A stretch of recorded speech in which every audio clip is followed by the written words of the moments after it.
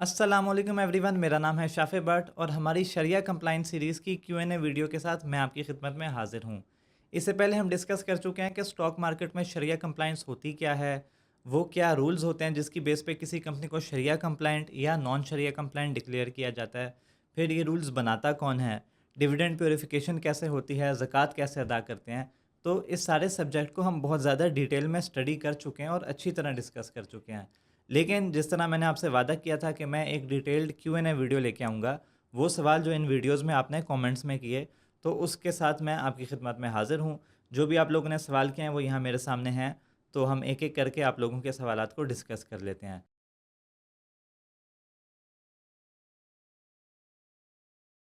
सबसे पहले हमारे पास जो सवाल आ रहा है, वो है तैयब साहब का। तैयब साहब कह रहे हैं कि सपोज़ एक शरिया स्टॉक्स तो नॉन शरिया कैपिटल गेन हो जाए और वो जायज़ है प्रॉफ़िट, तो इस तरह हम नॉन शरिया कंपनी में इन्वेस्ट कर सकते हैं सिर्फ़ कैपिटल गेन के लिए, इन कंपनी में जो हलाल फूड या हलाल आइटम में इन्वेस्ट करती है। अच्छा, तैयब साहब जो सवाल पूछ रहे हैं वो बेसिकली ये है कि अगर मैंने किसी कंपनी में डिविडेंड नहीं लेना, सिर्फ़ कैपिटल गेन लेना है, तो क्या मैं नॉन शरिया कंपनी में भी इन्वेस्ट कर सकता हूँ? ये चीज़ हमने बेसिकली डिविडेंड प्यूरिफिकेशन वाली वीडियो में डिस्कस की थी कि जब आपने अपने डिविडेंड को प्यूरिफाई करना होता है, तो कैपिटल गेन से उसका ताल्लुक नहीं है, आप सिर्फ डिविडेंड जो है उसके ऊपर अपनी प्यूरिफिकेशन करें। क्यों?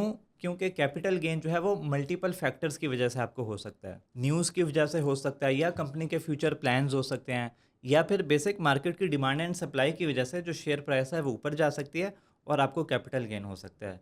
तो ये चीज़ हमने डिविडेंड प्यूरिफिकेशन वाली वीडियो में डिस्कस की थी कि अगर आपकी कंपनी का स्टेटस जो है वो शरिया कंप्लाइंट से नॉन शरिया हो जाता है, तो फिर जो आपको कैपिटल गेन है, वो आपको उस पे प्यूरिफिकेशन कराने की ज़रूरत नहीं है, आप सिर्फ डिविडेंड के ऊपर करेंगे। लेकिन वो इन्वेस्टर्स जिनके लिए ये चीज़ मैटर करती है कि भाई हमने शरिया कंप्लाइंट में इन्वेस्ट करना है, नॉन शरिया में नहीं करना, ये उनके लिए था कि अगर तो स्टेटस चेंज हो जाए, फिर आपने कैपिटल गेन के ऊपर कुछ नहीं करना। लेकिन अगर आपके लिए ये चीज़ मैटर करती है कि भाई मैंने सिर्फ शरिया कंप्लाइंट इन्वेस्टमेंट करनी है, तो फिर आप नॉन शरिया कंपनीज़ में इन्वेस्टमेंट करें ही ना। कि आप ये सोच रहे हैं कि भाई कैपिटल गेन के ऊपर तो प्यूरिफिकेशन नहीं करानी, तो चलो मैं नॉन शरिया में भी कर देता हूँ। नहीं, ऐसा नहीं है। ये सिर्फ उस स्पेसिफिक केस में था कि अगर स्टेटस कंपनी का चेंज हो जाए, तो फिर आपको कुछ नहीं करना। तो अगर आपके लिए चीज़ मैटर करती है हलाल वर्सेस जो नॉन कंप्लायंट कंपनीज़ हैं, तो फिर आप नॉन कंप्लायंट कंपनीज़ में इन्वेस्टमेंट ना करें, ठीक है? अगले सवाल की तरफ चलते हैं। ये आ रहा है हमारे पास एच रज़ा की तरफ से और ये पूछ रहे हैं how to know the amount of charity to do on dividend when investing in sharia compliant stocks to purify. अच्छा, ये चीज़ तो उस वीडियो में हमने ऑलरेडी डिस्कस की थी कि आप कैसे चेक कर सकते हैं। मैं फिर से एक दफ़ा बता देता हूँ। आपने psx.com.pk पे चले जाना, ये वेबसाइट आपके सामने ओपन हो जाएगी। इसमें ये प्रोडक्ट एंड सर्विसेज आ रहा होगा।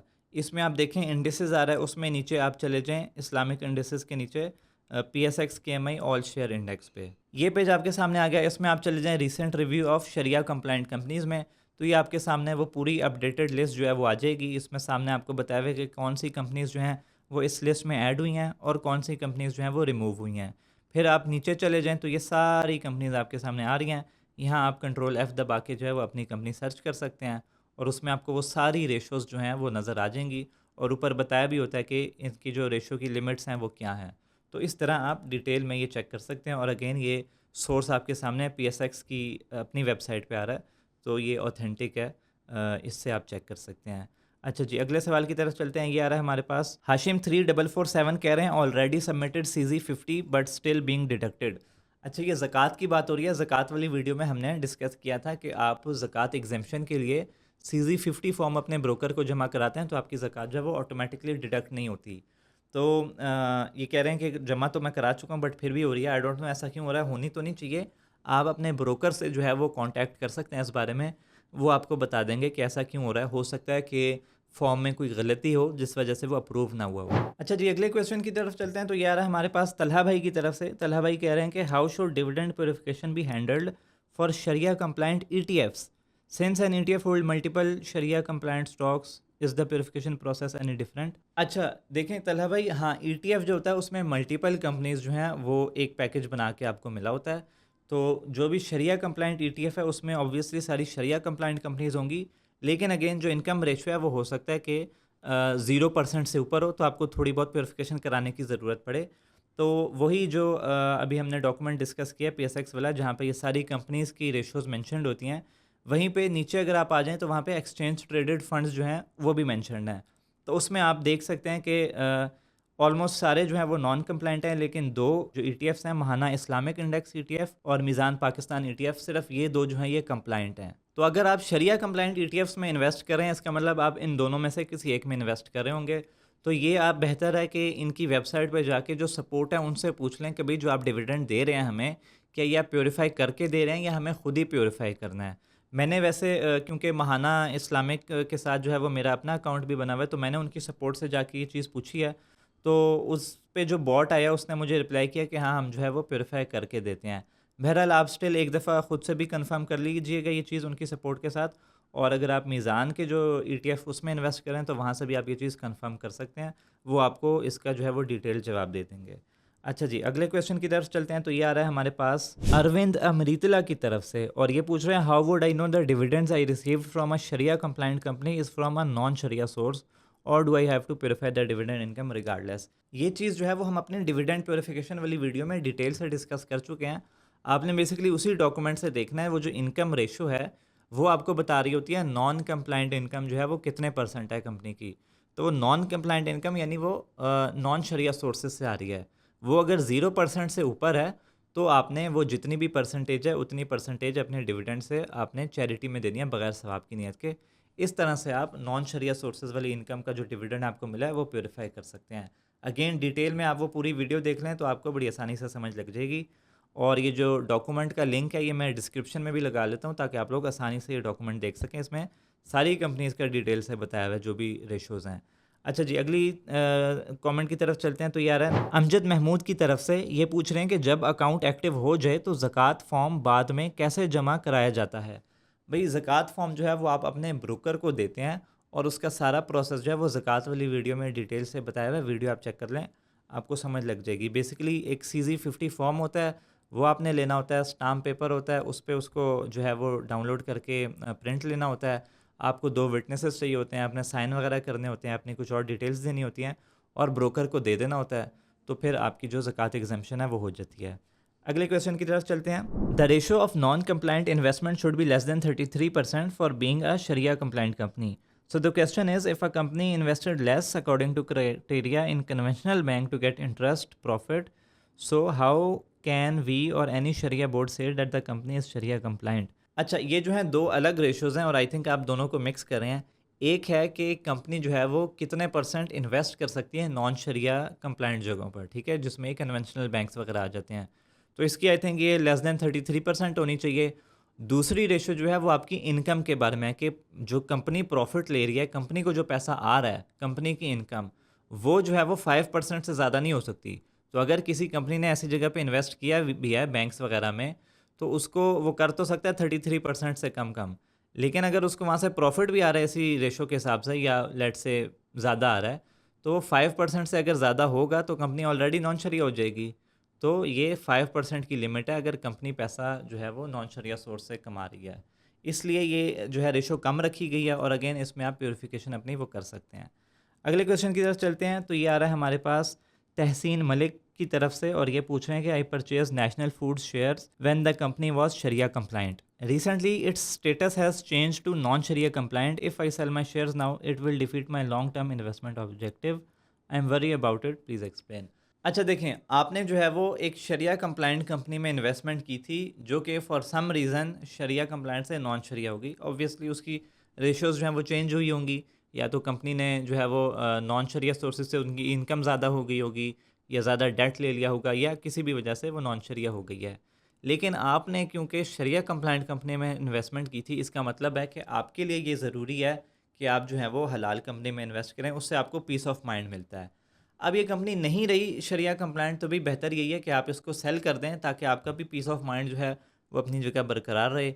इसकी जगह आपके पास बहुत सारी और शरिया कंप्लायंट कंपनीज़ की ऑप्शन अवेलेबल है, आप उसमें से किसी में इन्वेस्ट कर दें। तो मेरा मशवरा यही है कि बेशक ये एक पर्सनल चॉइस है आपकी, लेकिन क्योंकि आप जो है वो समझते हैं कि शरिया कंप्लायंट कंपनी में इन्वेस्टमेंट करनी चाहिए, इसी वजह से आपने इसमें की थी, तो आप सेल कर दें इसके शेयर्स, और अगेन बहुत सारी और ऑप्शंस आपके पास अवेलेबल हैं।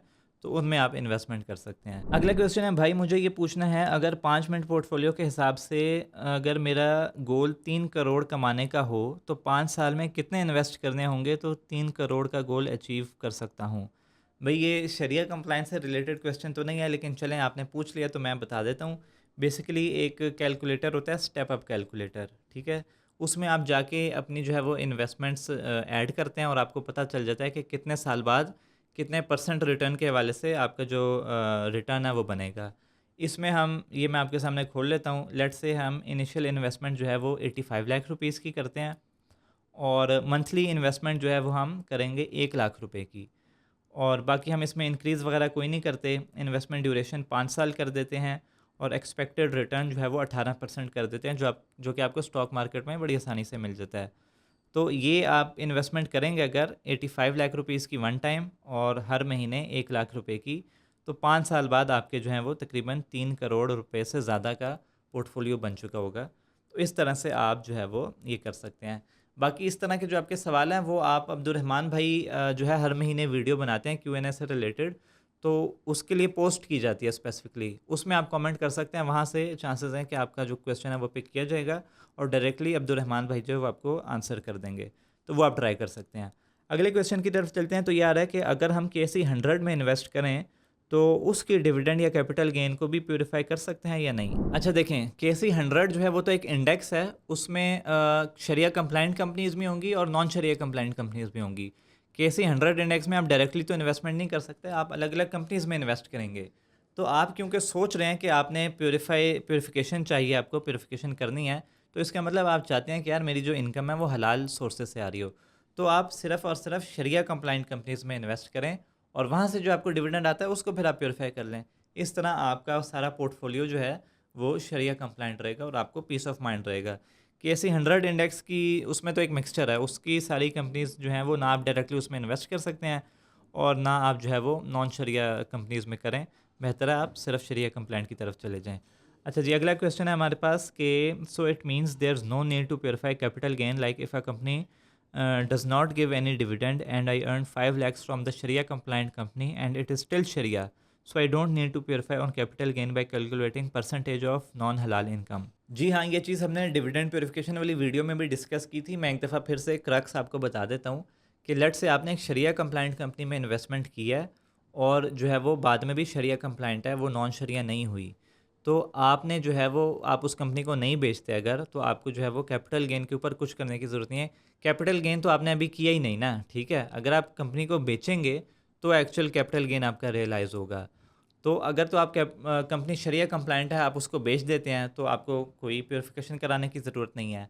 और अगर कंपनी शरिया से नॉन शरिया हो जाती है तो फिर आपको अपनी कंपनी को फ़ौरन से सेल करना है और अगेन इस केस में भी कैपिटल गेन के ऊपर आपको जो है वो अकॉर्डिंग टू उलमा जो हमें PSX डॉक्यूमेंट में बताया गया, आपको यहाँ भी प्योरीफिकेशन कराने की ज़रूरत नहीं है। हाँ, सिर्फ़ और सिर्फ डिविडेंड्स के ऊपर आप प्योरीफिकेशन कराते हैं और वो जब भी आपको डिविडेंड्स मिलेंगे वो आपने जो है वो रेशियोज़ चेक करके तो उस हिसाब से कर देनी है। अगले क्वेश्चन की तरफ चलते हैं। तो यार हमारे पास on the dividend amount received और the amount before the tax was cut. अच्छा, तो हंजला भाई पूछ रहे हैं कि जब हमें डिविडेंड मिलता है तो ऑब्वियसली उसमें टैक्स कट के मिलता है, यानी ग्रॉस डिविडेंड होता है, फिर उसमें से टैक्स कटता है और फिर हमें नेट डिविडेंड मिलता है। तो किस डिविडेंड पे हमें जो है वो चैरिटी करनी है? तो भाई बेहतर तो यही है कि आप ग्रॉस डिविडेंड के ऊपर कर दें, क्योंकि ऑब्वियसली इतना ज़्यादा फ़र्क तो पड़ेगा नहीं, आपकी थोड़ी सी अमाउंट जो है वो शायद इंक्रीज़ होगी, चैरिटी करने वाली बहुत ज़्यादा फ़र्क नहीं पड़ेगा। तो आप ग्रॉस डिविडेंड के ऊपर कर दें, यही बेहतर है, उससे आपकी पूरे जो सारा टोटल डिविडेंड है उसकी प्योरीफिकेशन हो जाएगी, तो ये बेहतर है। अगले सवाल की तरफ चलते हैं। तो यार हमारे पास कि जिस इंसान का टर्मिनल ब्रोकर वाला शरिया हो और बाद में कोई स्टॉक नॉन शरिया हो जाए जो उसने लिया हो, तो वो बंदा तो स्टक हो जाएगा, सेल भी नहीं कर पाएगा। नहीं फैज़ी भाई, ऐसा नहीं है। अगर आपका जो है वो ब्रोकर ही ऐसा है जो सिर्फ शरिया कंप्लाइंट स्टॉक्स जो है वो ऑफ़र करता है और आपने कोई शरिया कंप्लाइंट स्टॉक लिया हुआ था, बाद में वो नॉन शरिया हो गया, तो आप फंस नहीं जाएंगे। आपको एक टाइम पीरियड मिलता है जिसमें आप वो जो है स्टॉक अपना सेल कर सकते हैं, तो बिल्कुल आप फंसेंगे नहीं, आपको टाइम मिलेगा उसे बेचने के लिए। अगले क्वेश्चन की तरफ चलते हैं। नॉन फाइलर की टैक्स डिडक्शन के बाद भी शरिया कंप्लाइंट नॉन शरिया चेक करना पड़ेगा जो डिडक्शन गवर्नमेंट नॉन शरिया डिडक्ट कर रही है? मेरा ख्याल है कि भाई पूछना चाह रहे हैं कि एक तो नॉन फाइलर्स की टैक्स डिडक्शन जो है वो ज़्यादा होती है, तो क्या वो डिडक्शन के बाद भी हमें जो है वो अपनी प्योरिफिकेशन करनी है डिविडेंड्स के ऊपर? तो भाई ये टोटली दो अलग चीज़ें हैं। गवर्नमेंट जो टैक्स लेती है वो गवर्नमेंट का अपना है, और आपने जो प्योरिफिकेशन करनी है वो आपने अपनी तरफ से करनी है। तो इसका इन दोनों चीज़ों का आपस में कोई लिंक नहीं है। आप जो है बेशक आप फाइलर हैं या नॉन फाइलर हैं, जो भी आपका टैक्स कट रहा है वो अलग चीज़ है। आप अपनी तरफ से डिविडेंड प्योरिफिकेशन करें जो भी आपको डिविडेंड मिल रहा है उसके ऊपर। ठीक है, अगले सवाल की तरफ चलते हैं। ये आ रहा है हमारे पास question regarding Sharia recomposition time lag on PSX. If a stock's Sharia recomposition happens on May 15th based on the previous December 31st result, how can an investor know its real time compliance status on March 1st? आगे भाई ने जो है वो एक मिसाल दी हुई है स्टॉक की। अच्छा देखें, अगर आप सवाल यह है बेसिकली कि भाई मैंने जो है वो एक शरिया कंप्लाइंट कंपनी में इन्वेस्टमेंट की है, और बाद में जब कुछ 6 महीने बाद जाके उसका स्टेटस चेंज होगा तो वो नॉन कंप्लाइंट हो जाती है। तो ये जो बीच वाला टाइम है इसका हम क्या करें? तो जब आप शरिया कंप्लाइंट कंपनी में इन्वेस्टमेंट कर रहे होते हैं तो उसी वक्त आप ये रेशोज़ देख लिया करें जो हमने डॉक्यूमेंट डिस्कस किया है, इसमें आपको सारी रेशोज़ मिल रही होती हैं। अगर कोई रेशो आप देखते हैं कि इतने वो जो लिमिट है उसके पास पास पहुंच रही है, यानी लेट से इनकम रेशो जो है वो 5% तक अलाउड है, और जिस कंपनी में आप इन्वेस्ट करना चाह रहे हैं उसकी वो रेशो ऑलरेडी 4.5 या 4.8 तक पहुंची हुई है, यानी वो बहुत करीब है उस लिमिट को क्रॉस करने के, तो फिर आप उस कंपनी में इन्वेस्ट ना करें, रुक जाएं, ताकि जो है पॉसिबल है कि वो अगले कुछ महीनों में हो सकता है वो नॉन शरिया हो जाए और फिर 6 महीने बाद जाके आपको पता चले। तो आप ये चीज़ जो है ये रेशो अपने टाइम ऑफ इन्वेस्टमेंट के वक्त चेक कर सकते हैं। अगर तो बहुत करीब है तो आप रहने दें, एहतियात कर लें, वरना फिर आप कर लें।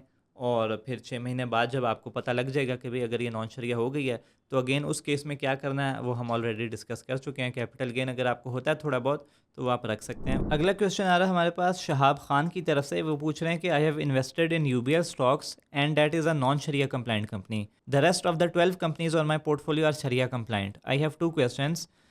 What do I do with the capital gain that I have already earned and the future dividends that I might earn from UBL stocks? और दूसरा सवाल है, if I were to sell UBL shares based on the fact that I wish to keep my whole portfolio 100% sharia compliant, which other companies stocks can I consider investing in? अच्छा भाई, ये दूसरा सवाल जो आपका है इसका जवाब तो मैं नहीं दे सकता। डायरेक्ट रिकमेंडेशन किसी स्टॉक को ख़रीदने की मैं ऑब्वियसली नहीं दूंगा। हाँ, जो पहला सवाल है आपका कि आपने यूबीएल जो एक नॉन शरिया कंप्लाइंट कंपनी है उसमें इन्वेस्ट किया हुआ है तो उसका क्या करना है? तो भाई क्योंकि आप फ़िक्र कर रहे हैं इस बारे में कि भाई मेरी पोर्टफोलियो में 12 कंपनीज जो हैं वो शरिया कंप्लाइंट है, सिर्फ एक जो है वो नॉन शरिया है। तो इसका मतलब है कि आपको ये फ़िक्र है कि यार मैंने एक नॉन शरिया कंप्लाइंट कंपनी में इन्वेस्टमेंट की हुई है जो कि शायद मुझे नहीं करनी चाहिए थी, यानी आपके लिए ये चीज़ इंपॉर्टेंट है शरिया वर्सेस नॉन शरिया वाली, राइट? तो बेहतर है कि आप इसको सेल कर दें, और मैं तो यही कहूँगा कि जो आपको कैपिटल गेन हो रहा है वो भी आप जो है चैरिटी करते हैं, क्योंकि आपको पता है कि बैंक जो है उनका बहुत ज़्यादा लेना देना जो है वो इंटरेस्ट की बेस पे होता है। इंटरेस्ट की बहुत इन्वॉल्वमेंट होती है बैंक्स के अंदर। तो अगेन आपके लिए ये चीज़ हलाल वर्सेस जो है नॉन हलाल ये इंपॉर्टेंट है। बेहतर है आप इसको सेल कर दें और इसकी जगह कोई और कंपनी जो कि शरिया कंप्लाइंट है वो ले लें। ठीक है, hope that answers your question. अगला सवाल जो है वो आ रहा है हमारे पास कि I have a question and need clarity on this. How is it possible that Hubco and OGDC has non sharia investment greater than 5%, that is 7 and 6.6 respectively, and still both of them are sharia compliant stocks? अच्छा, ये आप जो है जब आप वो सारा document देखते हैं तो उसमें आपको अगर इस तरह की कोई चीज़ मिलती है तो उसमें ना कहीं उसके नाम के साथ कोई स्टेरिक या कुछ और जो है वो लगा होगा। उससे आप नीचे डॉक्यूमेंट में जाके उसकी डिटेल देख सकते हैं, राइट? कि उसमें एक्सप्लेनेशन दी होगी कि अगर ऐसा किया गया है कि एक कंपनी की रेशो ज़्यादा भी हो रही है लिमिट से, फिर भी उसको शरिया कंप्लाइंट रखा गया है, वो एक्सेप्शन दी गई है, तो उसकी वजह क्या है वो आपको डॉक्यूमेंट में नीचे जाके मिल जाएगी। वैसे ऐसी ज़्यादा कंपनीज़ नहीं हैं, चंद एक ही हैं, शायद ये 2 ही होंगी या कोई एक आधी और होगी। तो खैर अगर ऐसा कुछ होता है आप वो उसकी डिटेल नीचे से जाके चेक कर सकते हैं डॉक्यूमेंट में। अगला सवाल आ रहा है कि हाउ ज़कात इज़ कैलकुलेटेड ऑन शेयर्स। भाई इसके ऊपर पूरी वीडियो बना दिया हमने, वो आप जाके चेक करें, उसमें आपको डिटेल जवाब मिल जाएगा। अगला सवाल है how non resident Pakistani can avail zakat exemption, what's the process, how to get stamp paper and attestation when you live abroad? अच्छा, अगर आप जो है वो मुल्क से बाहर रहते हैं तो डेफिनेटली वहाँ पे तो आपको ये वाला स्टाम्प पेपर नहीं मिलेगा। तो आप पाकिस्तान में अपने किसी रिश्तेदार दोस्त वगैरह से ये स्टाम्प पेपर लेके तो उसके ऊपर वो सारी जो भी रिक्वायरमेंट्स हैं वो करवा सकते हैं। यानी आप बाहर बैठे हैं तो आप यहाँ जो पाकिस्तान में कोई मौजूद बंदा है आपका जानने वाला, उसके थ्रू ये काम करा सकते हैं, क्योंकि डॉक्यूमेंट तो आपने ब्रोकर को देना है, यानी ऑनलाइन काम ही है, आपको खुद जाके तो देना नहीं। तो आप इस तरह से किसी पाकिस्तानी लोकल अपने जानने वाले की हेल्प ले सकते हैं। अच्छा जी, अगला सवाल आ रहा है, अगर किसी ने सिप किया हो डिविडेंड वाले शेयर में एंड करंट ईयर में कुछ सेल भी किया हो उसी शेयर का, तो फिर क्या पूरी इन्वेस्टमेंट पे ज़कात देनी देंगे due to partial capital gain? अच्छा भाई, ये ज़कात जो आपने देनी होती है ये आपने अपने पूरी वेल्थ के ऊपर देनी होती है, जो भी हमने 4 चीज़ें डिस्कस की थी, कैश, गोल्ड, सिल्वर और ट्रेडेबल एसेट्स। ठीक है, तो लेट्स से आप साहिब निसाब हुए हैं यकम रमज़ान को मिसाल के तौर पर, और आपको पूरा 1 साल हो गया साहिब निसाब की हैसियत में रहते हुए, अगला यकम रमज़ान आ गया, यानी पूरा साल हो चुके आपको साहिब निसाब हुए हुए और अभी भी आप साहिब निसाब हैं। ये टाइम आ गया आपकी ज़कात देने का। इस टाइम पे आपने अपनी वेल्थ में देखना है इन 4 चीज़ों की वैल्यू।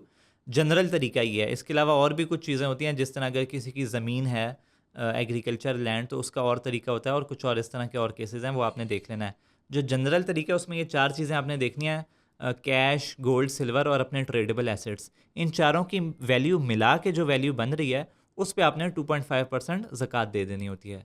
तो ये तरीका है। अगेन इसको डिटेल में ज़कात वाली वीडियो में समझाया हुआ है, आप लोग वो चेक कर लें, अच्छे से आपको समझ लग जाएगी। अच्छा जी, ये थे सवाल जो आप लोगों ने किए हमारी शरिया कंप्लाइंस सीरीज़ की वीडियोज़ में, और मैंने कोशिश की कि आप लोगों के जो सवालात थे उनके अच्छे से जवाब दे सकूं। उम्मीद है आपको वीडियो पसंद आई होगी और उम्मीद है कि आपका इससे फ़ायदा हुआ होगा। मेरा तो पर्सनली बहुत फ़ायदा हुआ, मैंने इससे काफ़ी कुछ सीखा है, तो मैं यही उम्मीद करता हूँ आप लोगों ने भी इससे सीखा होगा। वीडियो पसंद आई हो तो लाइक कर दें, शेयर कर दें, चैनल को सब्सक्राइब करें। हम मिलते हैं अगली वीडियो में।